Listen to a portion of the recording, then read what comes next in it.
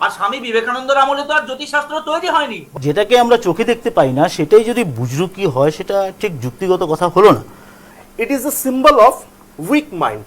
এর জন্য কোন প্রপার কংক্রিট একটা আমার লজিক লাগবে তো দাদা। আপনারা কি মনে করেন অমিতাভ বচ্চন দুর্বল ব্যক্তি?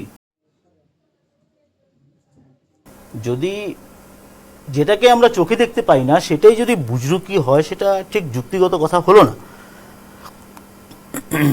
এখানে প্ল্যানেট ওয়াইজ যখন আমরা জন্মগ্রহণ করি তখন সেই সময় প্ল্যানেটের অবস্থানের উপর একটা মানুষের পুরো গোটা জীবনটা নির্ধারণ হয়। আপনি মানেন সে কথা? দেখুন, একটা কথা বলি আপনাকে, রেফারেন্স নিয়ে বলছি কথাটা। অনেক আগেই বিশ্বের একদম খ্যাতিসম্পন্ন একজন বাঙালি উনি বলেছিলেন যে যখনই অ্যাস্ট্রোলজি এবং যেগুলোকে আমরা বলি আর কি, মানে যে পরকল্পনীয় একটা জগৎ, এগুলো চিন্তাধারা যখন মানে মানুষের মাথায় আসা শুরু হয়, it is a symbol of weak mind. It is a symbol of weak mind. আর তখন ওই লোকটা ডক্টরের কাছে গিয়ে সুস্থ খাবার খেয়ে উনি বিশ্রাম নিতে হয়। আর এই কথাটা বলেছেন কে? মহাপুরুষ স্বামী বিবেকানন্দ। তো উনার মতো পার্সোনালিটি যখন এই কথা বলেছে, ওখানে আমি তো অনেক খুব তুচ্ছ পার্সোনালিটি। তো এই বিষয়ে আমি কি বলবো, আমি এতটুকু বলবো যে আমি লজিক এন্ড রিজনিং এ বিশ্বাস করি।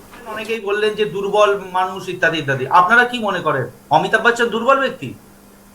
ভারতবর্ষের যারা মন্ত্রী রয়েছেন, ভারতবর্ষের যারা শীর্ষ স্তরে রয়েছেন, শাসক বলুন, অফিসার বলুন, যে লেভেলেরই বলুন, তারা দুর্বল ব্যক্তি? আমার তো মনে হয় না। আমাদের পরিপ্রেক্ষিতে, আমাদের মতো সাধারণ মানুষদের পরিপ্রেক্ষিতে তো তারা অনেক বেশি ক্ষমতাবান। তারা কেন সব জ্যোতিষের মতামত নিয়ে কাজ করেন? তারা তো দুর্বল নয় দাদা। আজকে শুধু নয়, এটা যুগে যুগে হয়ে এসেছে।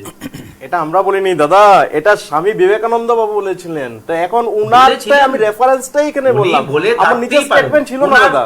এখন উনি আর অমিতাভ বচ্চন দুটো পার্সোনালিটি কিন্তু আমরা একাকার করলে হবে না দাদা।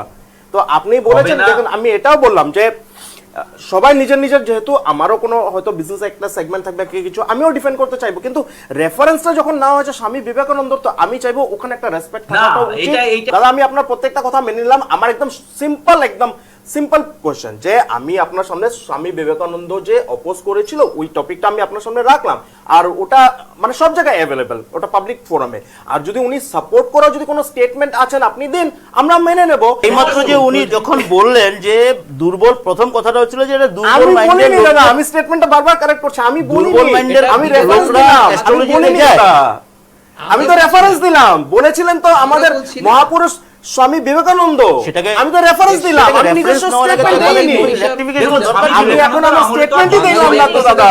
বলে স্বামী বিবেকানন্দ আমাদের সকলেরই নমস্য শ্রদ্ধেয় প্রাপ্য। হ্যাঁ তো, হ্যাঁ ওটাতে কোনো দ্বিমত নেই, ওটাতে দ্বিমতই নেই। আমি তো উনার রেফারেন্সটাই রাখলাম, আমি আমার নিজস্ব স্টেটমেন্ট এখনো দেইনি, আমি তো উনার রেফারেন্সটা রাখলাম।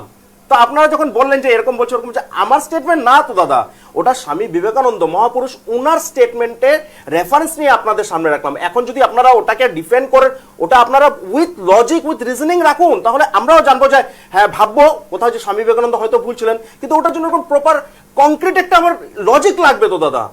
আপনি উনার রেফারেন্সকেই কাটতে চাইছেন উনার রেফারেন্স নিয়েই, আর এটা কি করে পসিবল বলুন? না না, আরেকটা হচ্ছে যে বেশিরভাগ মানুষ বিশ্বাস করলেই সেটা সত্যি হয় না। জ্যোতিষ চর্চা করেন তারা তাদের মতামত রাখছেন, এখানে তো কোনো কেটে দেওয়ার কোনো প্রশ্ন নেই। অপরকে আমি কাটবো কেন? অপরের যুক্তিকে কাটবো কেন? আর স্বামী বিবেকানন্দের আমলে তো আর জ্যোতিষশাস্ত্র তৈরি হয়নি, হয়েছে হাজার হাজার বছর আগে। মানে আপনি বলতে চাইছেন যে স্বামী বিবেকানন্দর ওই স্টেটমেন্টটা ভ্যালিড ছিল না, তাই তো?